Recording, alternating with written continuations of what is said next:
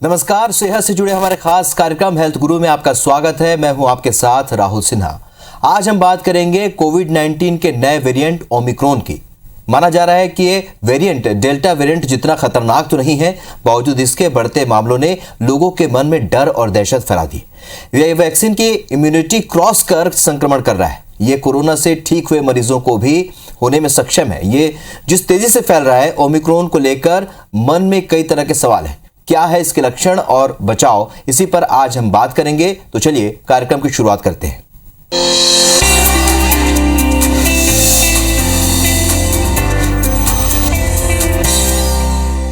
तो ओमिक्रॉन के बारे में ज्यादा जानकारी देने के लिए आज हमारे साथ मौजूद हैं शेल्बी हॉस्पिटल के डॉक्टर संजय नेमा। डॉक्टर साहब, आपका बहुत बहुत स्वागत है हमारे प्रोग्राम में। नमस्कार, IBC 24 के सभी दर्शकों को मेरा नमस्कार। डॉक्टर साहब, आपसे सबसे पहला सवाल तो यही कि ओमिक्रॉन को लेकर कई तरह के सवाल लोगों के मन में हैं। एक नए वेरिएंट के बारे में जब से लोगों ने सुना, उनके मन में काफ़ी दहशत है और आज हम अगले आधे घंटे तक की इसी विषय पर बात करेंगे। ओमिक्रॉन को किस तरीके से हम समझें? कोई बोलता है कि बहुत ज़्यादा संक्रामक तो है लेकिन उतना घातक नहीं है। बिल्कुल, आपका कहना काफ़ी हद तक ठीक है। और जैसे कि हमें मालूम है कि कोरोना वायरस जो है ने पूरे विश्व में जिस प्रकार से दहशत फैलाई हुई है और उसके कई वेरिएंट मिले हैं, अलग अलग वेरिएंट। अल्फ़ा जो बहुत सालों से कोरोना वायरस के जो उपस्थिति है धरती पर, और इसमें उसके अल्फ़ा, बीटा, गामा और डेल्टा जो वेरिएंट हैं, अलग अलग वेरिएंट हैं। और एक नया वेरिएंट जो आया है उसका नाम दिया गया है ओमिक्रॉन वेरिएंट। और ये ओमिक्रॉन वेरिएंट की निश्चित ही रूप से काफ़ी चिंतित स्थिति है पूरे विश्व में और धीरे धीरे बहुत तेज़ी से फैलता है पूरे लगभग दुनिया के। अभी तक जो है वो 90 से ज़्यादा देशों में पहुंच चुका है। लगभग सभी देशों में थोड़ा थोड़ा पहुंच चुका है। अब ये टेस्टिंग के ऊपर निर्भर है कि कहाँ पे टेस्ट कितने हो रहे हैं। डॉक्टर साहब, एक बड़ा सवाल ये है कि ये वेरिएंट, पहली बात तो हम किस तरीके से समझे ये वेरिएंट अलग अलग क्या होते हैं और ये कैसे अपना स्वरूप बदलता है। हालांकि जो कोरोना के बारे में कहा जा रहा है कि ज़्यादातर महामारी के दौरान जो वायरस होते हैं जिस तरीके से स्वरूप नहीं बदलते, उससे ज़्यादा कोरोना ने अपना स्वरूप बदला है। ओमिक्रॉन का जो वेरिएंट की जो हम बात करते हैं, वेरिएंट को हम इस तरीके से कि RNA वायरस कहलाता है। कोरोना वायरस RNA वायरस कहलाता है और इस RNA वायरस के अंदर जो अमाइनो एसिड की चेन होती है, जो सीक्वेंसिंग होती है, वो प्रकृति के हिसाब से कभी कभी उसमें बदलाव आते हैं, उनकी सीक्वेंसिंग में चेंज आता है। तो जब सीक्वेंसिंग में अमाइनो एसिड की चेंज आता है तो वो अपना बीमारी या लक्षण के रूप में प्रकट करने के तरीके में, बर्ताव में अंतर लाता है। इसको इस तरीके से समझें हम जी। समझ लीजिए, एक ये मान सकते हैं कि एक ही माँ बाप के 4 बच्चे हैं तो चारों एक जैसे नहीं होते, वो अलग अलग प्रकार से उनकी तासीर होती है। वो सामान्य भाषा में हम इसको इस तरीके से समझ सकते हैं। लक्षणों की बात करें क्या डॉक्टर साहब, जिस तरीके से अभी तक हम कोरोना के दौरान जो लक्षण देखते आए, क्या वही कॉमन लक्षण हैं या कुछ अलग भी है ओमिक्रॉन से संक्रमित होने के बाद? ओमिक्रॉन से संक्रमित होने के बाद अक्सर देखा गया है कि सबसे पहले ओमिक्रॉन को साउथ अफ्रीका में डिटेक्ट किया गया था 9 नवंबर को। और ओमिक्रॉन के जो लक्षण हैं सामान्य जैसे फ्लू के जो लक्षण होते हैं, सर्दी, खांसी, कभी कभी बुखार, गले में खराश, और जिसमें इसका मुख्य लक्षण जो देखा गया है, जिसके ऊपर सभी वैज्ञानिक और डॉक्टर्स ने जो है चिंता जाहिर की है, बहुत अधिक शरीर में दर्द, सिर में दर्द, मांसपेशियों में जकड़न और बहुत ज़्यादा सुस्ती, थकान जिसको बोलते हैं, थकान के रूप में भी देखा गया है। कोई ज़रूरी नहीं है कि मरीज को बुखार आए या वो नोटिस ही ना कर पाए, इतना कम बुखार रहता है। और कुछ कुछ मरीजों में डायरिया देखा गया है, उसको दस्त, उल्टी भी हो सकता है। पर मुख्य रूप से सर्दी, खांसी, बुखार, गले में बहुत ज़्यादा दर्द, स्क्रैची, मतलब गले में बिल्कुल असहनीय पीड़ा की शिकायत करते हुए लोग आ रहे हैं अभी। चलिए, तो गले में दर्द एक प्रमुख लक्षण हो सकता है। बदन दर्द जो कि पहले उतना ज़्यादा दिखने में नहीं आता था, सर्दी तो है ही है, लेकिन इसके अलावा ये 2-4 लक्षण जो हैं इसमें थोड़े से अलग हैं। डॉक्टर साहब, बात करें किन लोगों को ओमिक्रॉन का ज़्यादा खतरा है, क्योंकि हमने पहले दौर में देखा कि बुजुर्ग ज़्यादा संक्रमित हो रहे थे, उसके बाद हमने देखा कि कुछ युवा भी कोरोना के संक्रमण के दायरे में आए। अब ओमिक्रॉन के बारे में कहा जा रहा है, WHO ने भी कहा कि शायद बच्चों को इससे ज़्यादा खतरा है। ओमिक्रॉन का जो खतरा कहें या जो ससेप्टेबिलिटी बोले, एक तो ये कि जिन लोगों को वैक्सीन नहीं लगा है, सबसे पहले अगर हम बोलें तो जिनको वैक्सीन नहीं लगा है उनको सबसे ज़्यादा खतरा है। इसके अलावा हमारे बुजुर्ग और बच्चे, बुजुर्ग वो जिनको कि पहले से ही पूर्ववत पहले से बीमारियां चल रही हैं, जिनको डायबिटीज़ है, पहले से ब्लड प्रेशर के शिकार हैं या लकवे के या कैंसर के शिकार हैं, या बहुत ज़्यादा बुजुर्ग जो 65 साल से ज़्यादा बुजुर्ग लोग हैं जिनकी की रोग प्रतिरोधक क्षमता कम हो जाती है, ऐसे लोगों को ओमिक्रॉन का संक्रमण होने के बहुत ज़्यादा चांसेस रहते हैं। हालांकि अभी शुरुआत है संक्रमण की डॉक्टर साहब। हमने देखा था कि दूसरे दौर में जब दूसरी लहर में जब डेल्टा का संक्रमण फैला तब तक ये लोगों को लग रहा था कि शुरुआती दौर में कुछ पता नहीं चला, लेकिन उसके बाद एकदम से अचानक फिर कैजुअलिटी बढ़ गई, हॉस्पिटल्स में भीड़ बढ़ गई। ओमिक्रॉन को लेकर क्या इस तरह का कोई खतरा है क्या? देखिए, ओमिक्रॉन को लेकर जितनी भी स्टडीज़ अभी पूरी दुनिया में हुई हैं और उनके काफ़ी के तो रिजल्ट्स भी आने शुरू हो गए हैं। सबसे पहले साउथ अफ्रीका में ओमिक्रॉन की भयावह स्थिति देखी गई थी। एकदम से पेशेंट जो है वो बढ़े थे, क्योंकि ये बहुत तेज़ी से फैलता है। ये समझे कि हम डेल्टा वायरस जितनी जल्दी इफेक्ट करता है उससे 5 गुना तेज़ी से, 5 गुना तीव्रता से इसका संक्रमण होता है। और एक पर्सन टू पर्सन, एक व्यक्ति से दूसरे व्यक्ति की तरफ इतनी तेजी से फैलता है कि उसको एहसास ही नहीं होता कि उसको संक्रमण लग चुका है।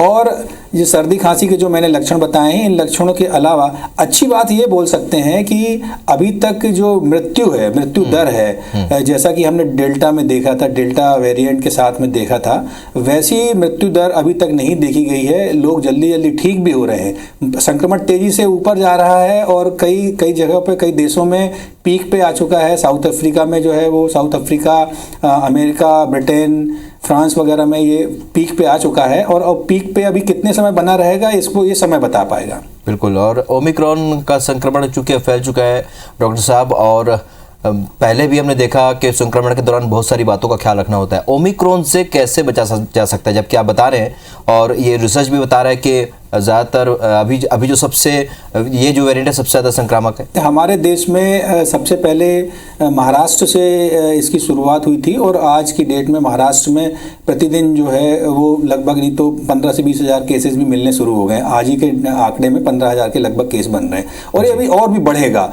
धीरे धीरे। अच्छा, इसके साथ सतर्कता बरतने की जहाँ तक बात है, तो सतर्कता के साथ साथ जो WHO ने पहले ही बताया है कि अपने हैंड सैनिटाइज रखें, सोशल डिस्टेंसिंग, सामाजिक दूरी बना के रखें।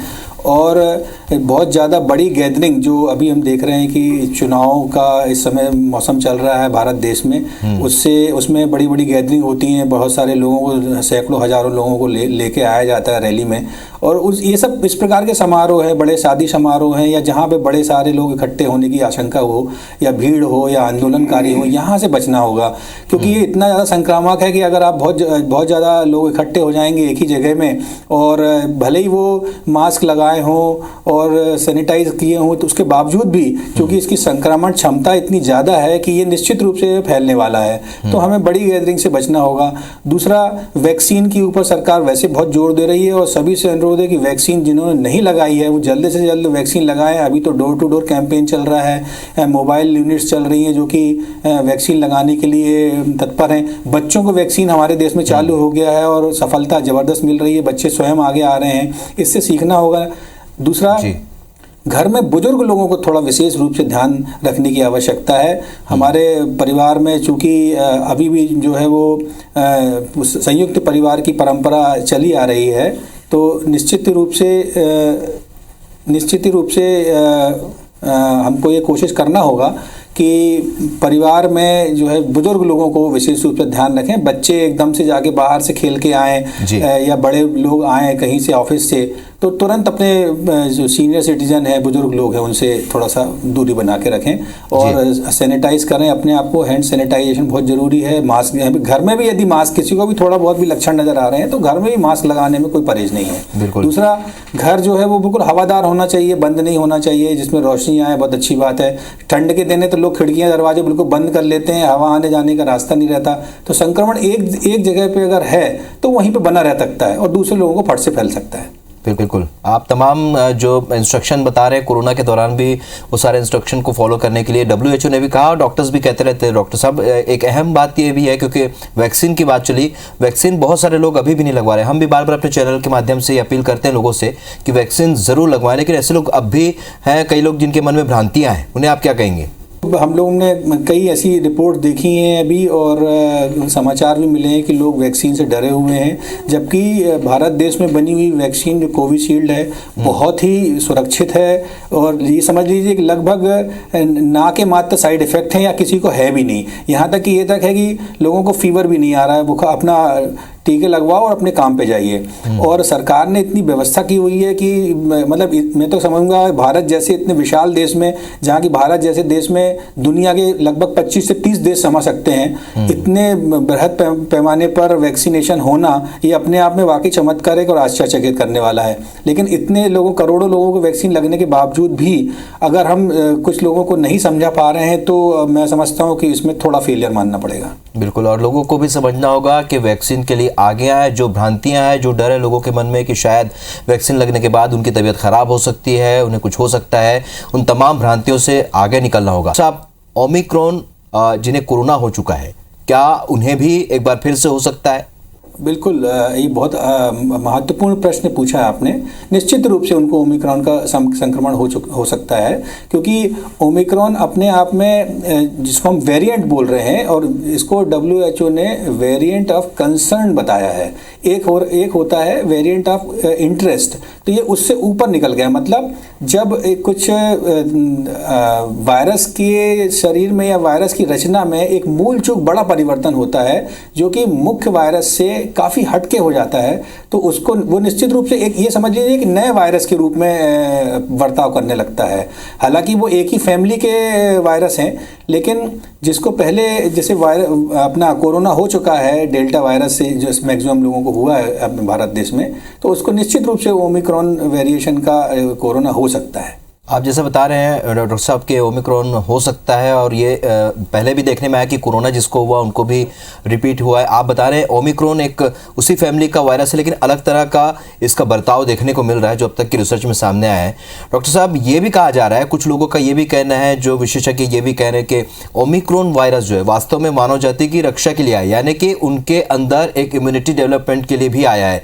अगर इसे देखा जाए, ये माइल्ड इसे कहा जा रहा है, तो क्या ये वास्तव में संभव है क्या कि जो इम्यूनिटी अब तक बची हुई है वो एक बार फिर से डेवलप होगी इस वायरस के आने के बाद, जो है लोगों में हर्ड इम्यूनिटी की जो हम बात कर रहे हैं? देखिए, कोई भी इस प्रकार की महामारी का जो वायरस होता है उससे मानव जाति पर प्रभाव तो पड़ता है, पर अगर उसको लॉन्ग टर्म में हम देखें तो निश्चित रूप से वो वायरस उस जाति के लिए आगे जो है वो एक रक्षा की प्रक्रिया से गुजरता है। जैसे कि हमने देखा है कि ओमिक्रॉन वायरस से जो कोरोना वायरस का ही एक प्रजाति है, तो इसके पहले जिनको इन्फेक्शन हो चुके हैं उनकी जो इम्यूनिटी बनी, उनके शरीर में जो एंटीबॉडीज़ डेवलप हुए, कुछ समय बाद ऐसा देखा गया कि वो एंटीबॉडीज़ की जो मात्रा है समय के साथ साथ धीरे धीरे वो कम होती गई। अब जिनको ओमिक्रॉन वायरस हुआ, चूंकि वो कोरोना प्रजाति का ही है, वो फिर से उसी व्यक्ति में बिना उस व्यक्ति के शरीर को बहुत बड़ा नुकसान किए फिर से एंटीबॉडी को डेवलप करने में मदद करेगा। इसीलिए जो बोला गया है कि भाई ओमिक्रॉन वायरस जो आया है वो मानव जाति की रक्षा के लिए आया है, क्योंकि इसमें बीमार तो हो रहा है व्यक्ति, लेकिन उसकी जान को खतरा नहीं देखा जा रहा है, या बहुत ही मतलब उसका प्रतिशत अगर देखें बहुत ही कम है प्रतिशत। तो यदि इस प्रकार से अगर वायरस अंदर जा रहा है और वो एंटीबॉडी को बनाने में फिर से मदद कर रहा है, तो ये निश्चित रूप से एक प्रकार का वैक्सीनेशन हो रहा है, रक्षात्मक जो प्रतिरोधी क्षमता है हमारे शरीर की उसको बढ़ाने में काम करेगा। डॉक्टर साहब, इसी से जुड़ा एक और सवाल मेरा है कि पेंडेमिक के बाद जो स्थिति आती है, जिसे एंडेमिक या एपिडेमिक कहते हैं, क्या आज पूरी दुनिया उस स्थिति में पहुंच रहा है जहां पर अब जो है पेंडेमिक एक जीवन का एक हिस्सा बन जाएगा? जैसे हम देखते हैं वायरल फ्लू वगैरह जो मौसमी बीमारियां होती हैं, क्या ये महामारी भी अब अपना स्वरूप बदल के एक स्थान बना लेगी मानव जाति के बीच? निश्चित रूप से वायरस, देखिए वायरस तो पृथ्वी पर प्रकृति का नियम है कि एक वायरस जाएगा दूसरा वायरस आएगा, और जैसे कि हमने इसकी भयावहता देख चुके हैं जब हिंदुस्तान में दूसरी वेव आई थी, और ये धीरे धीरे ये तीसरी वेव, भले ही इसका नाम दिया जा रहा है, लेकिन ये धीरे धीरे अब इसकी जो मतलब मारक क्षमता है ओमिक्रॉन वायरस की, वो धीरे धीरे घटती चली जाएगी और हमारे शरीर में जो है उसके प्रति एक प्रकार से रोग प्रतिरोधक क्षमता डेवलप हो जाएगी। और ऐसा नहीं है कि कोरोना वायरस हमेशा के लिए इस धरती से ख़त्म हो जाएगा।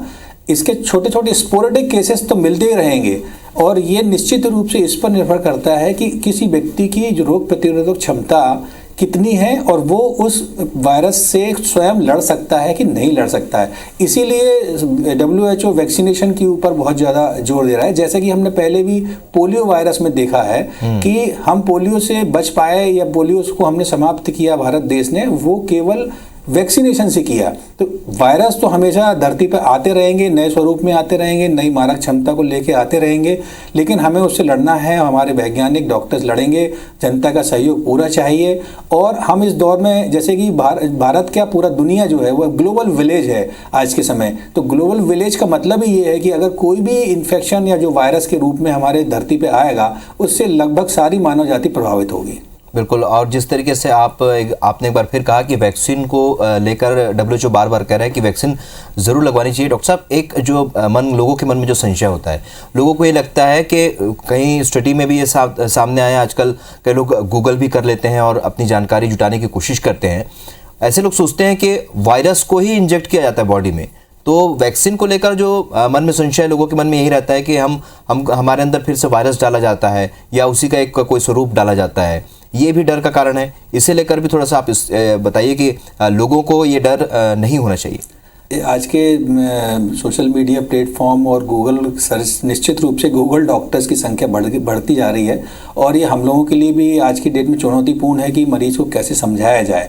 हाँ, ये बात निश्चित है कि जब भी कोई वैक्सीन बनाई जाती है तो वैक्सीन बनाने का उद्देश्य ही ये रहता है कि उस व्यक्ति का उस शरीर के अंदर उस वायरस के प्रति एक रोग प्रतिरोधक क्षमता डेवलप की जाए और वो धीरे धीरे किसी भी प्रकार के उस वायरस से लड़ने के लिए वो तैयार हो।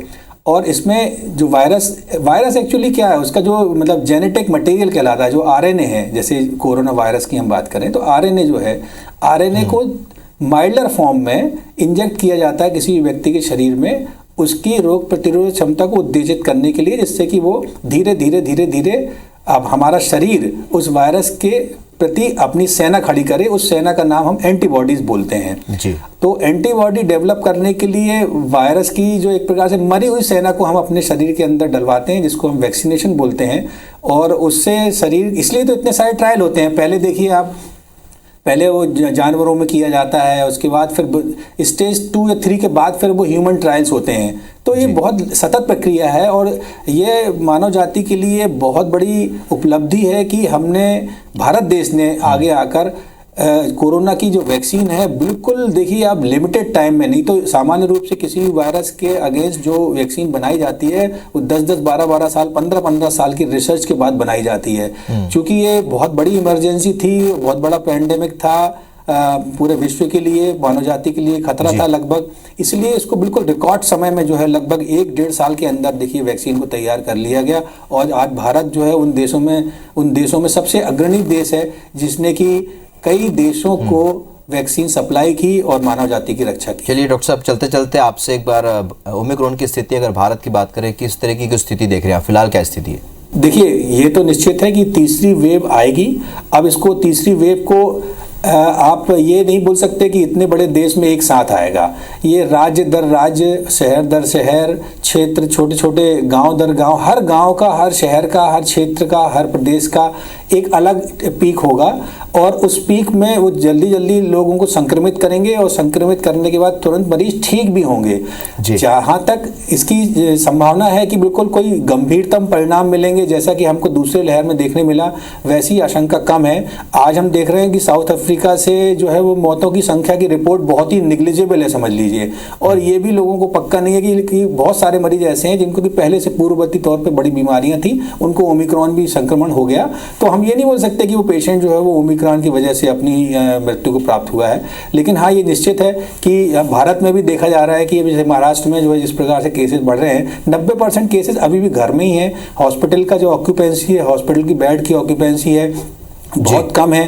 केवल जो पहले से जो बीमार लोग हैं, डायबिटीज़ के हैं, किडनी वाले मरीज हैं, कैंसर वाले मरीज हैं, ऐसे मरीजों को क्या बोलते हैं अस्पताल में ही रखा जा रहा है। बाकी फिर भी लोगों को सलाह दी जाती है कि अब मास्क पहने, सोशल डिस्टेंसिंग रखें, हैंड सैनिटाइज करें और बहुत ज़्यादा भीड़ भड़क्का में न लगाएं, भीड़ न करें, भीड़ तंत्र न बने। भारत एक लोकतंत्र है, लोकतंत्र रहने दें, इसको भीड़ तंत्र में तब्दील न करें। बहुत अच्छी बात यहाँ पर डॉक्टर साहब आपने कही है कि भीड़ में जाने से बचना है। भीड़ तंत्र और लोकतंत्र का फर्क भी आपने बता दिया। और हमको उम्मीद है कि डॉक्टर साहब आज जो एपिसोड जो लोग देख रहे होंगे, ओमिक्रॉन को लेकर जितनी भी शंकाएं होंगी वो ज़रूर उनकी क्लियर हो चुकी होंगी। आप हमारे साथ जुड़े, इसके लिए बहुत बहुत शुक्रिया आपका। धन्यवाद। IBC चैनल 24 को मेरी शुभकामनाएं। Thank you. तो आज हेल्थ गुरु में हमने चर्चा की है ओमिक्रॉन से जुड़ी तमाम जो विषय थे, जो लक्षण हैं और जो मन में लोगों के प्रश्न आ रहे हैं, जो शंकाएं हैं, नया वेरिएंट है, इसे लेकर तमाम तरह की जो शंकाएं हैं लोगों के मन में। और लगता है कि आज के एपिसोड के जरिए ये जानकारी ज़रूर आप लोगों को तक पहुंची होगी। तो हेल्थ गुरु में आज बस इतना ही। एक नए विषय के साथ आपसे फिर होगी मुलाकात। नमस्कार।